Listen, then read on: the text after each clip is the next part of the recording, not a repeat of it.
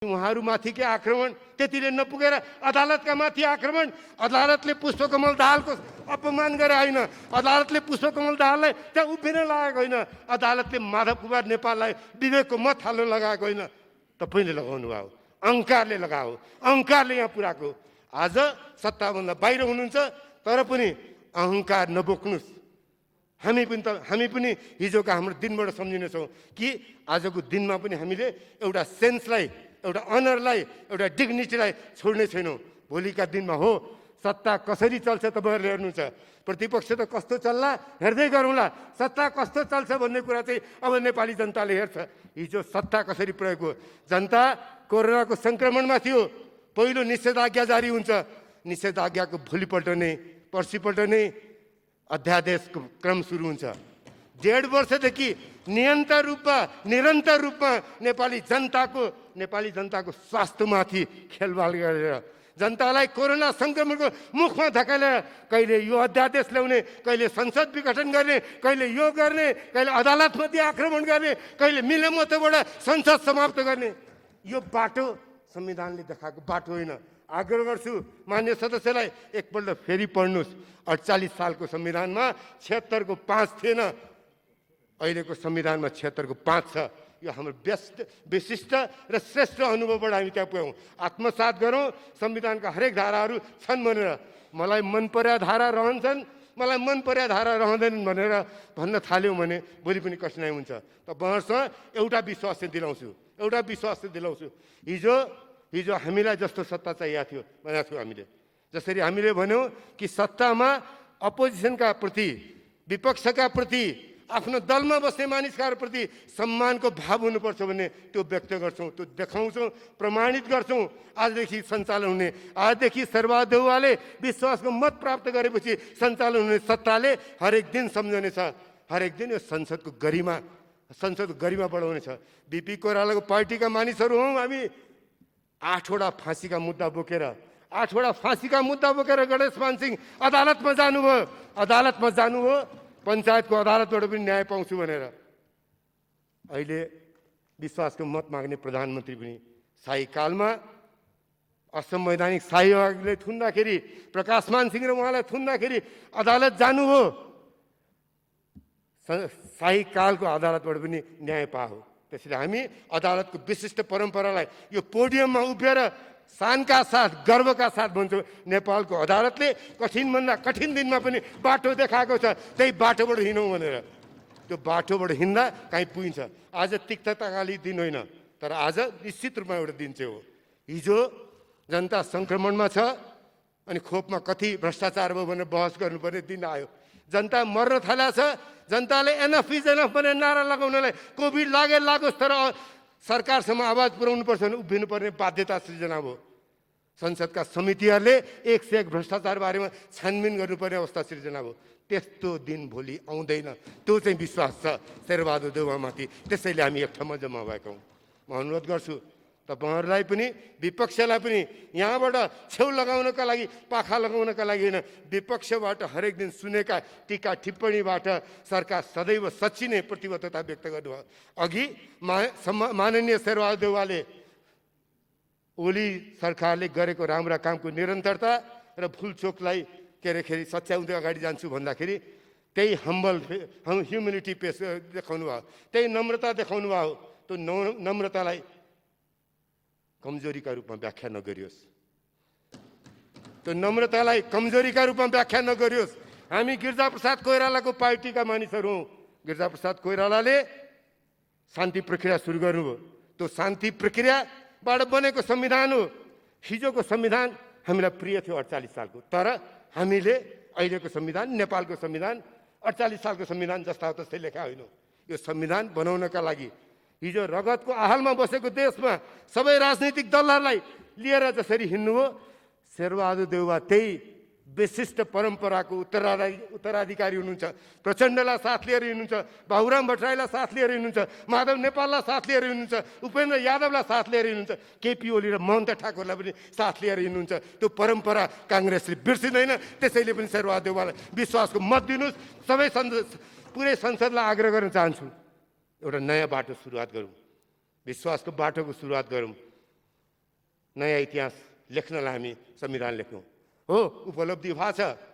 संविधान बनाउने क्रममा संसदभन्दा बाहिरिनु भयो, संविधान सभाभन्दा बाहिरिनु भएका दलका नेताहरू पनि निर्वाचनको प्रक्रियामा सामेल भएर यो संविधानलाई अझ परिमार्जित गर्न सकिन्छ, समय सापेक्ष बनाउन सकिन्छ, हाम्रा कुरामा अरूलाई पनि चित्त बुझाउँला भनेर संसदमा आउनुभएको छ। अनि यो संसद त्यो बाटोमा सबैको विश्वास आर्जन गर्ने बाटोमा हिँड्न सट्टा हरेक दिन एउटा माथि आक्रमण, एउटालाई होच्याउने, एउटालाई क्या गिराउने, त्यो बाटोमा हिँड्दाखेरि संविधानको रक्षा हुँदैन।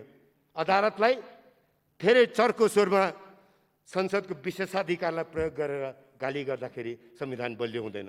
क्षमा गर्नु होला, यो ठाउँमा विशेषाधिकार, संसदको विशेषाधिकार प्रयोग गरेर बोल्दा हामीले हरेक सम्मानित संस्थाहरूका प्रति इज्जत गर्न सकेनौँ भने फेरि पनि जोखिममा पर्छ लोकतन्त्र। कमसेकम लोकतन्त्र जोगाउने, लोकतन्त्रलाई परिमार्जन अझ राम्रो बनाउने, बलियो बनाउने, नेपालको समृद्धिको इतिहास निर्माण गर्ने बाटोमा सँगै होला। हिजो हो जनताले पत्याएर केपी शर्मा ओली र उहाँको गठबन्धनलाई मत दियो। हामी काङ्ग्रेसलाई भन्दा 10% बढी मत दिएको थियो गठबन्धनलाई। तर त्यो विश्वास, समृद्धिको यात्रामा तपाईँले जनताको विश्वास, सँगै बसेका दलको विश्वास, आफ्नो पार्टीका नेताहरूको विश्वास राखिराख्नु भएको भए पटक पटक संसद विघटन गर्नुपर्ने थिएन। पटक पटक जनतालाई कोभिडको जोखिममा धकेलेर, पटक पटक जनताको स्वास्थ्यमाथि खेलवाड गरेर भ्रष्टाचारका श्रृङ्खला निर्माण गर्ने सट्टा तपाईँले आज पनि सत्तामा बसेर सत्ता सञ्चालन गरिरहनुहुन्थ्यो, हामी छेउमा बसेर विपक्षमा बसिरहन्थ्यौँ। यो ठाउँमा पुर्याउनु हो, हामीले पुऱ्याएको होइन। सर्वदेवा त अन्तिमसम्म बहुमत छँदा पनि प्रधानमन्त्री बन्न तयार हुनुभएको थिएन। उहाँलाई आशा थियो तपाईँहरू अहिले त्यति बेला पनि सचिन हुन्छ भन्ने। उहाँलाई आशा थियो प्रचण्डको दुखेको मनमा मलम लगाउनु चाहिँ केपी ओलीले भनेर। उहाँलाई आशा थियो माधव नेपाल र अरू नेताहरूको सम्मानलाई केपी ओलीले पुरा गर्नुहुन्छ भनेर। गर्नु भएन। त्यस पछाडि पनि सर्वदेव अगाडि बढ्नु भएन। जब संविधानले 76 को 3 ले बनाएको प्रधानमन्त्रीले 1 महिनाभित्र विश्वासको मत प्राप्त गर्नुपर्छ भने संविधानलाई थाहा छैन 76 को 3 को प्रधानमन्त्रीसँग बहुमत हुन्न भनेर। 76 को 4 ले प्रष्ट रूपमा अपेक्षा गर्छ कि 76 को 3 को प्रधानमन्त्रीले 1 महिना लगाएर दलहरूसँग सम्बन्ध राख्छ। दलहरूलाई भन्छ यसरी सहयोग गर्नुहोस्, यो सहयोग गर्नु, यसरी नीतिहरू बनाऊ, यी तपाईँका एजेन्डा यसरी मान्छु, यो सम्झौता हुनसक्छ, मिलेर सरकार चलाउँ भनेर। 76 को 3 को प्रधानमन्त्री अरू दलका प्रतिको सम्मान त के, आफ्ना दलका नेताहरूप्रति पनि सम्मानको भाव नराखिकन 76 को 4 अनुसारको विश्वासको मत लिन्न भन्ने। अनि आज बहुमत सांसदले विवेकको मत प्रयोग गरेर नयाँ प्रधानमन्त्री नियुक्तिका लागि जाँदा मिले मतबाट संसद विघटन गरेपछि अदालतले गरेको न्यायलाई यो संविधानको विशिष्ट तागतका रूपमा बुझौँ। कोही सत्ताबाट बाहिरियो होला, संविधान हामीले यस्तै लेख्या हौँ, यही अनुसार हुन्छ। र लोकतन्त्रका जुनसुकै देशमा काहीँ न काहीँ मान्छेको सांसदको विवेकको मत प्रयोग गर्ने ठाउँ हुन्छ। म नेपाली काङ्ग्रेसबाट प्रस्तावित मोरङ क्षेत्र नम्बर 2 को सांसद हुँ, प्रतिनिधि सभाको सदस्य हुँ। तर मलाई काङ्ग्रेसले मात्रै मत हालेको छैन। मलाई मत हाल्ने मान्छे अरू थुप्रै पार्टीका मानिसहरू पनि छन्। त्यसैले उदाहरणका लागि एउटा मात्रै देश भन्छु मैले, थुप्रै देश छन्, विशिष्ट आफ्ना किसिमका संविधान छन्, खालि दलीय हुइप मात्रै, सांसदले विवेक प्रयोग नगर्ने भने अमेरिकामा बहुमत नभएको दलको राष्ट्रपतिले बजेट पास गर्न सक्दैन। त त्यहाँ बजेट पनि पास हुन्छन्। तल्लो र माथिल्लो दुवै सदनमा बहुमत नभएका थुप्रै राष्ट्रपतिले पहिलेको इतिहासमा मात्रै आधुनिक इतिहासमा पनि बजेट पास गरेर देश चलाएका छन्। त्यसैले संसदीय व्यवस्थाले, लोकतन्त्रले अपेक्षा राख्छ दलीय अनुशासनको, तर सँगसँगै विवेकको मत दिने, विवेकलाई प्रयोग गर्ने ठाउँ जहिले पनि खुला राख्या हुन्छ, बाँकी राख्या हुन्छ। 76 को 1, 2, 3, 4 होइन, 5 हो विवेकको मत राख्ने ठाउँ। त्यसैको आधारबाट शेरबहादेवलाई संसदले प्रधानमन्त्री नियुक्त गर्ने कुराका लागि हाम्रो दाबीलाई ठिक ठहर गरेको। म एकपल्ट फेरि अनुरोध गर्छु, आजको दिनमा अलिअलि उचनिच होला, अलिअलि तनाव होला, कसैलाई हामीलाई उन्माद छैन, बाहिरिनु वा साथीहरूले पनि धेरै ठुलो मनमा तिक्तता नलिनुहोस्। संविधान जोगाउने हो, नेपाली जनताको दुःख मेट्नुपर्छ। समृद्धिको सपना बोकेको 75 वर्षको इतिहास, बलिदानीपूर्ण सङ्घर्षबाट यहाँ आइपुगेका हौँ हामी। आउने दिन पनि प्रधानमन्त्री जो रहन्छ विपक्षमा जो रहन्छ हामी सबैको कर्तव्य हुन्छ कोभिडको सङ्क्रमणबाट जनतालाई जोगाउने हामी सबैको कर्तव्य हुन्छ। ओलीजीलाई हिजो आशा गरेर जनताले समृद्ध नेपाल सुखी नेपाली बनाउला भनेर राखेको थियो। कमसेकम त्यो जिम्मा चाहिँ अब शेरबहादुर देउवाले लिनुहुन्छ, समृद्ध नेपाल सुखी नेपाली बनाउने। त्यसका लागि पनि विश्वासको मत दिनुहोस्, त्यही आग्रह गर्दछु। धन्यवाद। म पूर्ववक्ता मान्य सांसदको विचारको कदर गर्छु, असहमति प्रकट गर्छु। यो संविधान सचेत मनले लेखिया संविधान हो। यो 2046 सालको 47 सालको संविधान होइन। 47 सालको संविधान उहाँहरू र हामीले मिलेर लेखेका थियौँ। त्यो बेला त्यही संविधानबाट चल्यौँ। तर त्यो अनुभवबाट एक दशकमा 12वटा सरकार बन्ने अनुभवबाट हामीले संविधानमा एउटा विशिष्ट धारा लेख्यौँ 76 को 5, जहाँ संसदलाई जोगाउनका लागि, जहाँ बहुमतले प्रधानमन्त्री दिन सक्ने अवस्था हुँदासम्म हरेक सांसदले विवेकको मत दिएर प्रधानमन्त्री निर्वाचित गर्नेछ भनेर त्यही विवेकको मत दिने धारामाथि आक्रमण हुँदाखेरि, त्यही विवेकको मत दिने धारामाथि मिल्यो मतोमा संविधान भत्काउने प्रयत्न हुँदाखेरि हामी अदालतमा गएका हौँ। अदालतले प्रधानमन्त्री नियुक्त गरे होइन। अहिले पनि भन्न चाहन्छु म, अदालतले प्रधानमन्त्री नियुक्त गरेको होइन। मिलो मतमा आफ्नो पदीय मर्यादालाई बिर्सेर काम गर्नेहरूलाई होइन, नेपालमा संविधान छ, संवैधानिक सर्वोच्चता छ भनेर सम्झाउन मात्रै कोसिस गरे हो। मैले आजको दिनमा धेरै अझ बढी भन्न चाहन्न, तर यति चाहिँ पक्कै भन्नुपर्छ। ग्रिक पौराणिक कथामा एउटा प्रसङ्ग आउँछ इकारसको। केही दिन अगाडि त्यो प्रसङ्ग पनि मैले सम्झाएको थिएँ। आज म त्यो दोहोऱ्याउन चाहन्छु। जेलबाट निस्केपछि, भागेपछि टापुमा पुगेर त्यहाँबाट डेडेलस र इकारस निस्किने क्रममा बाबुले इकारस छोरालाई भन्छन् कि अब यहाँबाट निस्किनु छ, पखेटा चाहिन्छ। पखेटा बनाउँछन् प्वाखहरूको, अनि मोमले त्यो प्वाखको ठुलो पखेटा बनाएर अब उड्ने कुरा गर्छन्। छोरालाई सम्झाउँछन् इकारसलाई, समुद्रको आर्द्रता हुन्छ, धेरै नजिक पनि नजाऊ, सूर्य तातो छ, धेरै माथि पनि नजाऊ, पग्लिनु पर्छ भनेर अनुरोध गर्छु।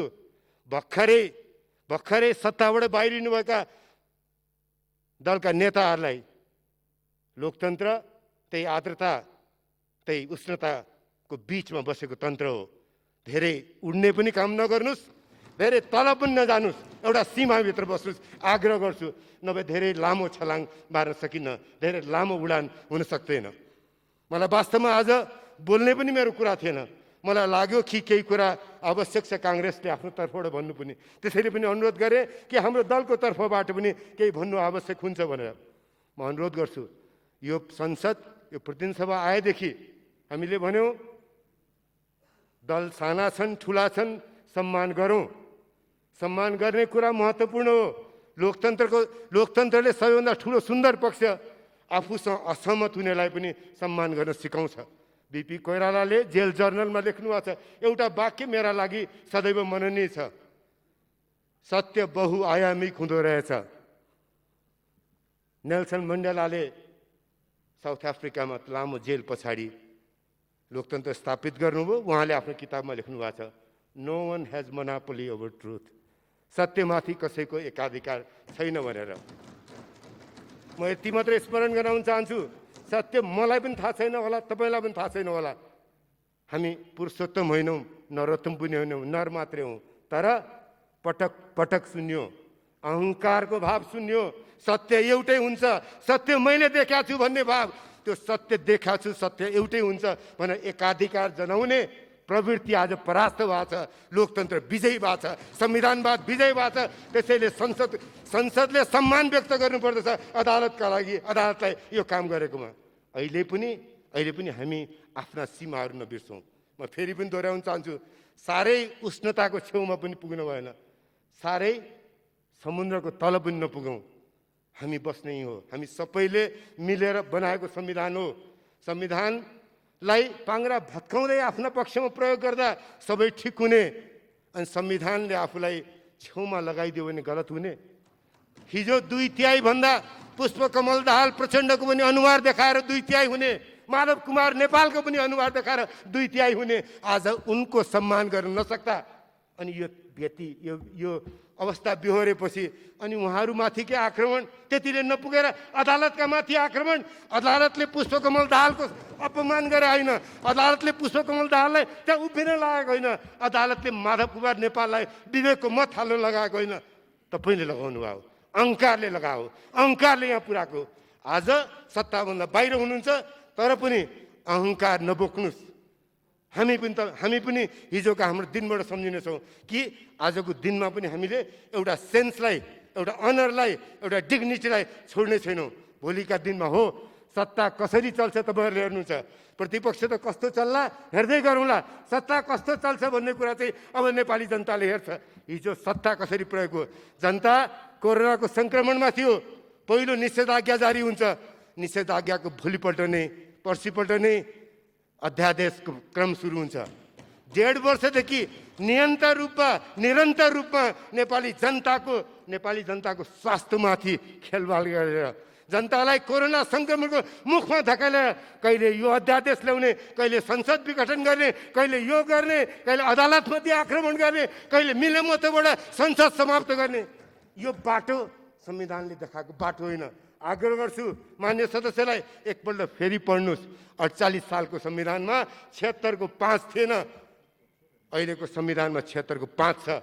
यो हाम्रो विशिष्ट र श्रेष्ठ अनुभवबाट हामी त्यहाँ पुग्यौँ। आत्मसात गरौँ, संविधानका हरेक धाराहरू छन् भनेर, मलाई मन परेका धारा रहन्छन्, मलाई मन परेका धारा रहँदैनन् भनेर भन्न थाल्यौँ भने भोलि पनि कठिनाइ हुन्छ। तपाईँहरूसँग एउटा विश्वास चाहिँ दिलाउँछु, हिजो हामीलाई जस्तो सत्ता चाहिएको थियो भनेको थियो हामीले, जसरी हामीले भन्यौँ कि सत्तामा अपोजिसनका प्रति, विपक्षका प्रति, आफ्नो दलमा बस्ने मानिसका प्रति सम्मानको भाव हुनुपर्छ भन्ने त्यो व्यक्त गर्छौँ, त्यो देखाउँछौँ, प्रमाणित गर्छौँ। आजदेखि सञ्चालन हुने, आजदेखि शेरबहादुर देउवाले विश्वासको मत प्राप्त गरेपछि सञ्चालन हुने सत्ताले हरेक दिन सम्झनेछ, हरेक दिन यो संसदको गरिमा बढाउनेछ। बिपी कोइरालाको पार्टीका मानिसहरू हौँ हामी। 8वटा फाँसीका मुद्दा बोकेर गणेशमान सिंह अदालतमा जानुभयो, पञ्चायतको अदालतबाट पनि न्याय पाउँछु भनेर। अहिले विश्वासको मत माग्ने प्रधानमन्त्री पनि शाही कालमा असंवैधानिक शाही आयोगले थुन्दाखेरि, प्रकाशमान सिंह र उहाँलाई थुन्दाखेरि अदालत जानुभयो, शाही कालको अदालतबाट पनि न्याय पायो।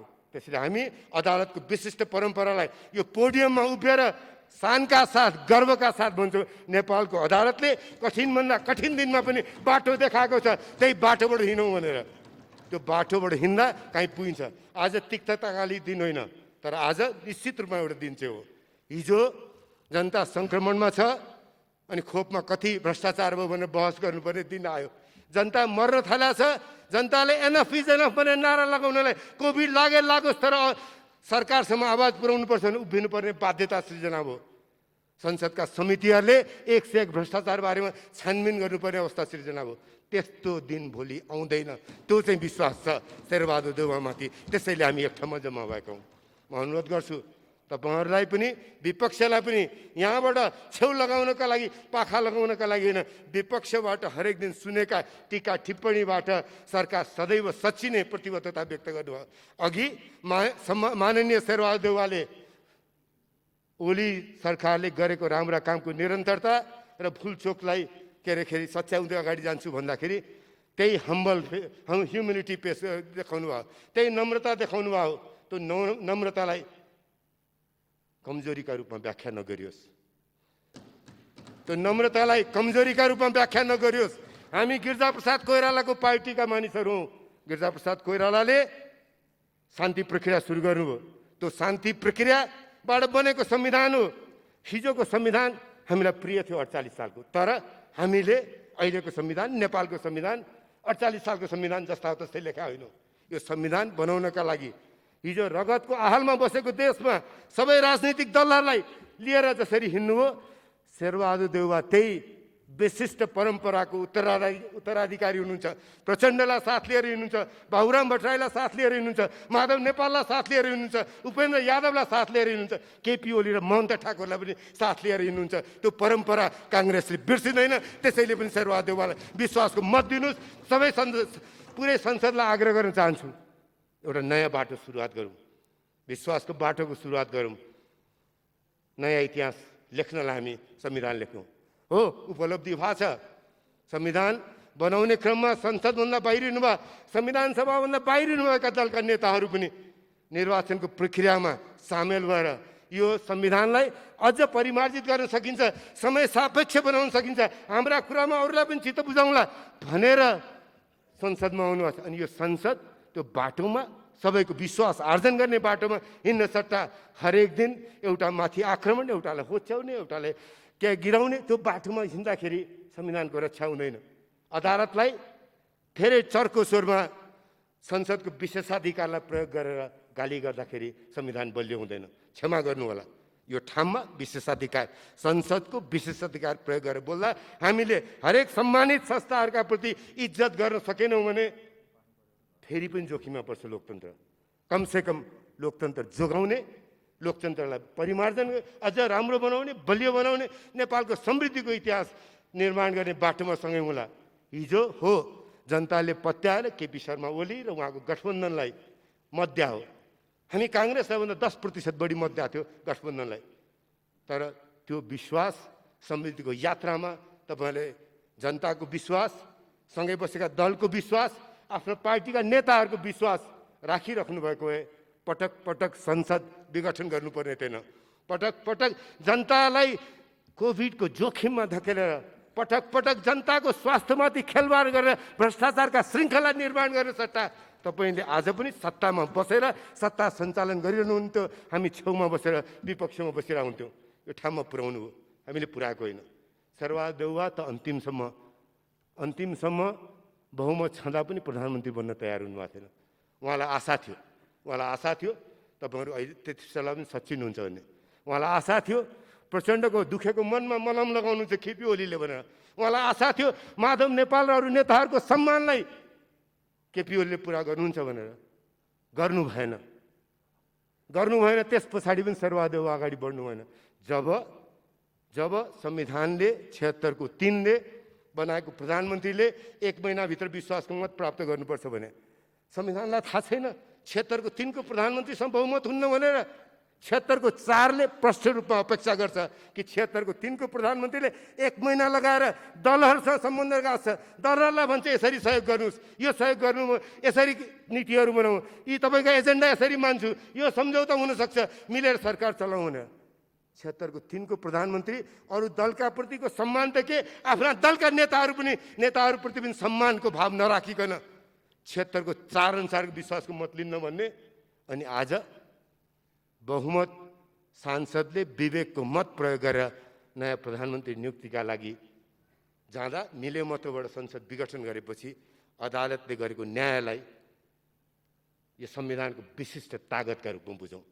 कोही सत्ताबाट बाहिरियो होला, संविधान हामीले यस्तै लेख्या हौँ, यही अनुसार हुन्छ। र लोकतन्त्रका जुनसुकै देशमा काहीँ न काहीँ मान्छेको सांसदको विवेकको मत प्रयोग गर्ने ठाउँ हुन्छ। म नेपाली काङ्ग्रेसबाट प्रस्तावित मोरङ क्षेत्र नम्बर 2 को सांसद हुँ, प्रतिनिधि सभाको सदस्य हुँ। तर मलाई काङ्ग्रेसले मात्रै मत हालेको छैन।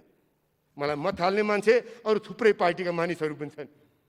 त्यसैले उदाहरणका लागि एउटा मात्रै देश भन्छु मैले, थुप्रै देश छन्, विशिष्ट आफ्ना किसिमका संविधान छन्, खालि दलीय हुइप मात्रै, सांसदले विवेक प्रयोग नगर्ने भने अमेरिकामा बहुमत नभएको दलको राष्ट्रपतिले बजेट पास गर्न सक्दैन। त त्यहाँ बजेट पनि पास हुन्छन्।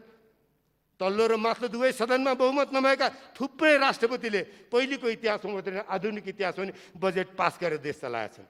त्यसैले संसदीय व्यवस्थाले, लोकतन्त्रले अपेक्षा राख्छ दलीय अनुशासनको, तर सँगसँगै विवेकको मत दिने, विवेकलाई प्रयोग गर्ने ठाउँ जहिले पनि खुला राख्या हुन्छ, बाँकी राख्या हुन्छ।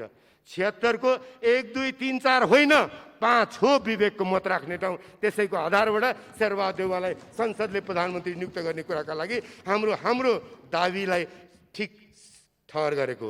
म एकपल्ट फेरि अनुरोध गर्छु, आजको दिनमा अलिअलि उचनिच होला, अलिअलि तनाव होला, कसैलाई हामीलाई उन्माद छैन, बाहिरिनु वा साथीहरूले पनि धेरै ठुलो मनमा तिक्तता नलिनुहोस्। संविधान जोगाउने हो, नेपाली जनताको दुःख मेट्नुपर्छ। समृद्धिको सपना बोकेको 75 वर्षको इतिहास, बलिदानीपूर्ण सङ्घर्षबाट यहाँ आइपुगेका हौँ हामी।